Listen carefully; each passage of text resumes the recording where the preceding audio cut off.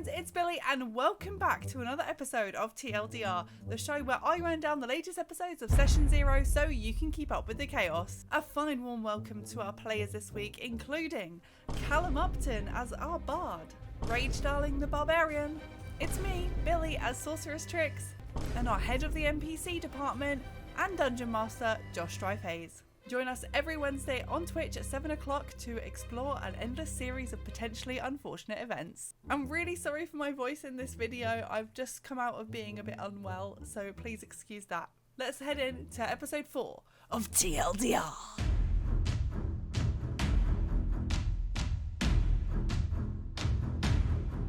Josh, why don't you explain to our lovely audience what's going to be happening in the game tonight? Over to you.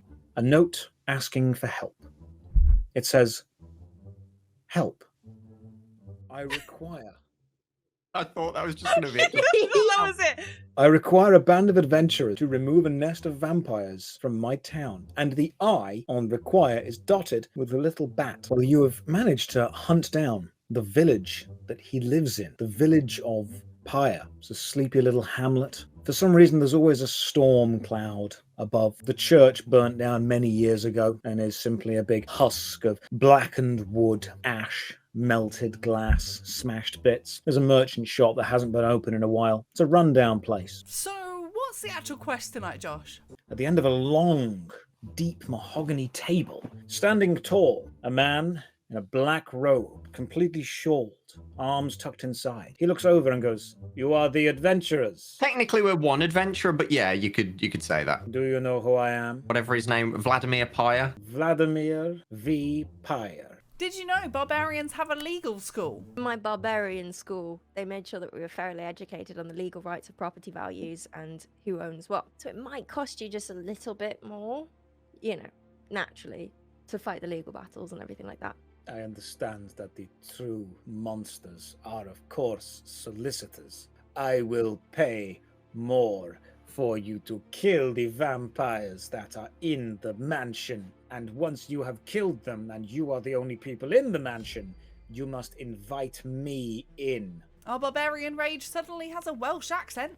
Alright, so what I don't understand, right, is why all of a sudden they managed to create a mansion and kick you out.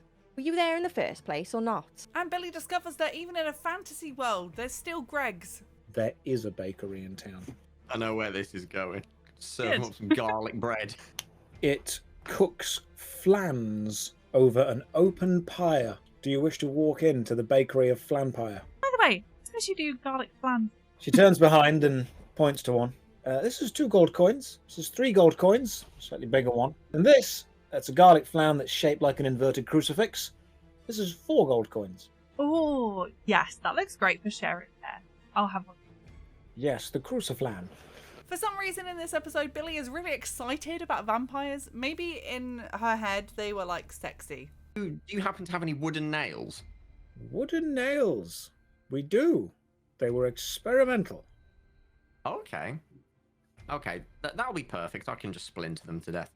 Can I just have a matchstick box? He reaches into a little cupboard behind the counter, puts a little box on the top. The problem is there's only 2 matches in it. Don't get many matches round here, so only 1 bronze coin. Is there anything lower than bronze in this world? Dirt. A rock. So let's recap. In this early adventure, Billie has a cruciflan, Callum has some wooden nails, and Rage has a couple of matches and a matchbox. The sun has gone down, and you make your way over the outskirts of the village toward a huge, big mansion. You've got towers jutting off to the side. You've got a big clockwork wheel in the back. It's a strange-looking mansion. Who else is better to kick off this chaotic episode than Billie pressing the doorbell? Ding dong. Billie, you press the doorbell, and you hear, deep within the manor, the heavy, dull ring of a bell. The doors creak and slowly open. You know for a fact that if there's a child in the episode, their name is Timmy, and they're probably going to die. Stay tuned to find out. Where's your parents? Father's upstairs, you hear from the distance. Did you go fetch him? He's asleep. He's been asleep for a while. Is he okay? He's very sleepy. Guys, I don't like this. No or me. I done like I'm just gonna wait. I will stand watch out. Billy pushes Callum down a hallway into a potential child trap. Callum, you feel like you've been slapped on the back pretty substantially and you stumble forward a few steps, and as you do, you reach out to try and stabilize yourself. I'm going to try and grab the arm of the statue and save myself. 14, you grab the arm of the statue, and as you fall, you hear a click and a plunk, and the arm falls forward, falling and clicking into place like a lever. And then you see the floor in front of you give way and open up to a trapdoor into the blackness down below. And as soon as it happens, the child turns and runs into the distance.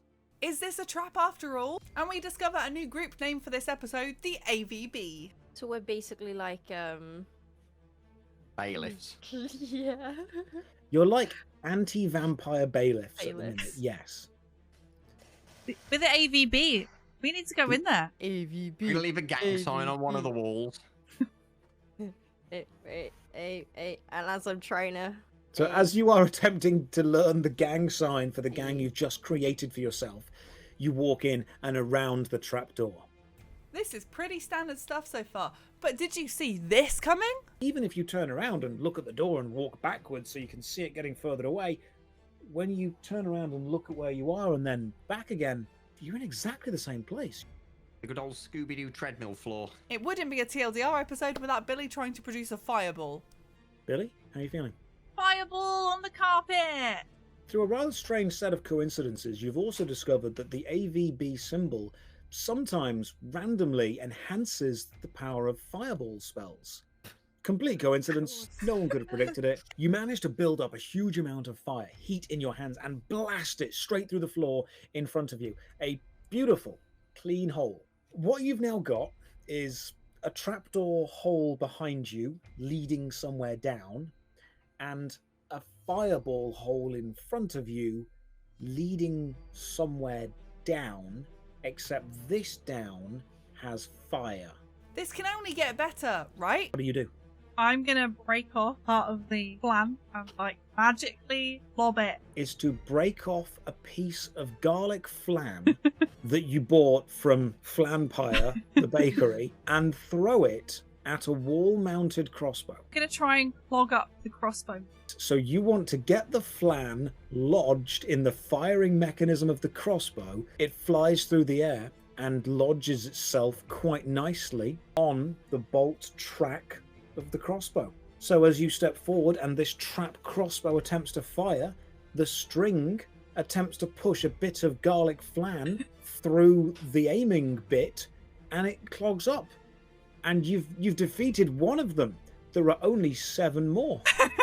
Shout out to one of the heroes of the episode today. Rage becomes our tank, taking on all the damage. What a sacrifice. You sprint forward, you are yelling, and one bolt fires out towards you. No, I full on take it straight. You're just sprinting straight forward, and this crossbow bolt just lodges itself in you, and without even thinking, you just grab it, yank it out, and throw it to the side, and another one straight into your arm, and you just snap it off and throw it to the floor. A third crossbow bolt almost in your head, but you just about miss it.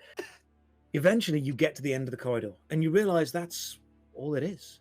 It's a single long corridor, and standing at the very end is a small child. We managed to so far not kill the child, and it's the first of one of many times this impatient-ass vampire Vladimir is knocking at the door. Hello, have you dealt with the vampires yet? No. Does it look like? Not yet. You need to give us a couple of minutes, but alright, we're not miracle workers here. Callum finally does it. He hits the child. But the nail, sharp as it is, straight into his throat. Hell yeah, swiggity swoop, Oh. child, use flute. He splutters. He tries to breathe, but there's a wooden nail lodged in his throat, and he can only choke as tears start to roll down his face. So what the child knows is he was standing there saying, "No, please," and then suddenly a wooden nail fired straight in, and then he just pulled out, yanked it away, looked up and said, "Why?" As you, Billy, just sprint toward him, pour some water onto your hand to get it all nice and moist, and then just slap him across the face as hard as you can, spinning him round. Can we heal him? Can we stop this monstrosity of event from happening?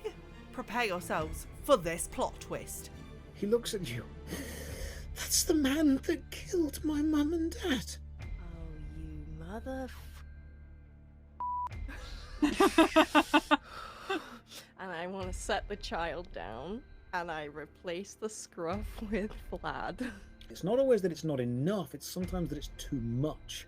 And Vlad does indeed start to freeze. His feet, and then the ground around him, the shards of skulls and bone that make up the gravel driveway to this mansion begin to freeze. You can see the ice slowly creep up the front of the door. Billy, you and Cal are now the only two people in the corridor who are not half frozen.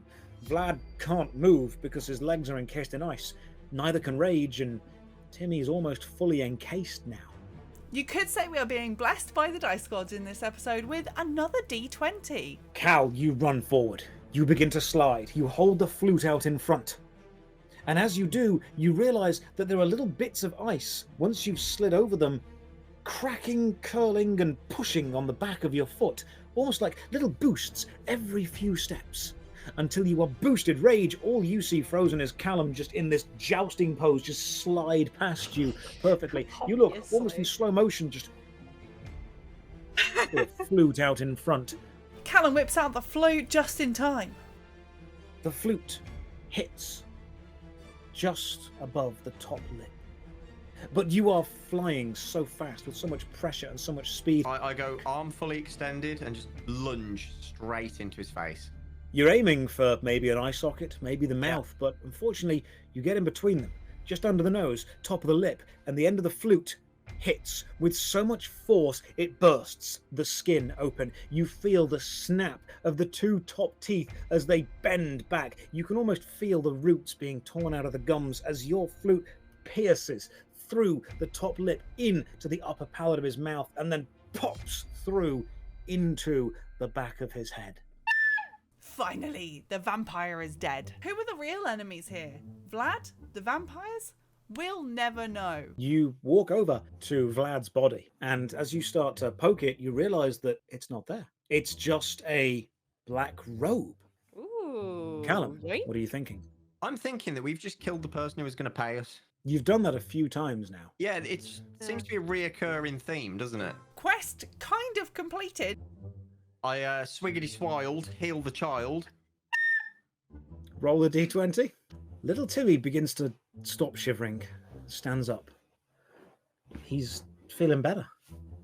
He's happy. Yay. He's able to take the bandage off his throat. There's a scar, but it's mostly healed. Do you think the gang actually finished the quest today? Let me know in the comments below. Callum wants to forget the whole thing. He found it quite traumatizing, I think. You step back and you look up at the mansion and you realize it's a lot smaller than you remember it being. It's a lot smaller, sort of regular mansion size now. You look around, and when you look back, it's smaller still and slightly further away. Even though you were watching it, you realize you look down at your feet and you're standing on the grass and the gravel, and you look back up and the mansion's further away again. And every time you blink, slightly further away. I think we just keep rapidly blinking so this problem just disappears. We have blink. to do it all at the same time. Here's the Yeah. thing. Okay. See? Yep. 1, Keep it in 2, sync. 3, blink. Oh, I was blinking the whole time. Wait, when are we blinking? Whichever one she doesn't start on, I'm guessing. Why would we start on 3? I don't know. We bought a flan, killed a vampire, shot a child in the neck, fireball through the floor, tanked a lot of damage, nearly froze everyone, and Swiggity Swoop played the flute. Let's head back to Josh to wrap up the story. Over to you. You found a child, nearly killed it, didn't. Turns out the kid was a creature, and the kid's dad was alive upstairs, and now the mansion itself has teleported away into the distance. Vlad, the other vampire leader, lies dead at your hands, having been frozen and then stabbed in the face with a flute. Was it a good episode? Was it a great episode? Let's hear from the party. Do you think bats will appear again in this adventure? Maybe They definitely will. Maybe Callum will be the bat. Maybe the real bats were the friends we made along the way. If you enjoyed this recap, don't forget to watch the other TLDRs on my channel. And if you'd like to watch the full VODs, you can find them on Session Zero YouTube. Link is down below. Thanks so much for watching. Don't forget to like and comment and all of that good stuff. I'll see you next time.